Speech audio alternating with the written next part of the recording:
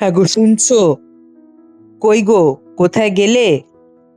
একবার একটু এদিকে এসো না। কি হয়েছে? ডাকছো কেন? বলছি 200টা টাকা হবে, একটু বাইকে তেল ভরাবো। হ্যাঁ, নিশ্চয়ই। আমার তো ব্যাংকে টাকা ঢুকেছে, তোমাকে দিচ্ছি, দাঁড়াও।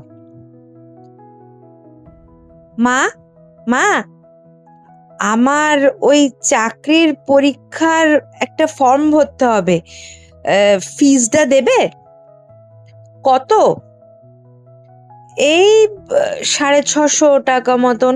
আমরা তো জেনারেল, আমাদের ফিজটা তো একটু বেশি।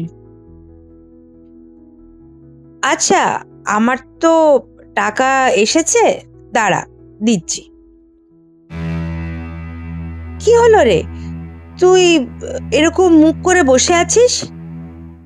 কি কি আর বলবো মা, আমি তো পরীক্ষাটায় পাশ করেছি, ইন্টারভিউটাও তো ক্লিয়ার করলাম, কিন্তু ওরা বলছে 4 লাখ টাকা না দিলে ওরা আমার নামটা লিস্ট থেকে বাদ দিয়ে দেবে। আমার নামটা ফাইনাল লিস্টে থাকবে না মা, আমি কি করব বলো?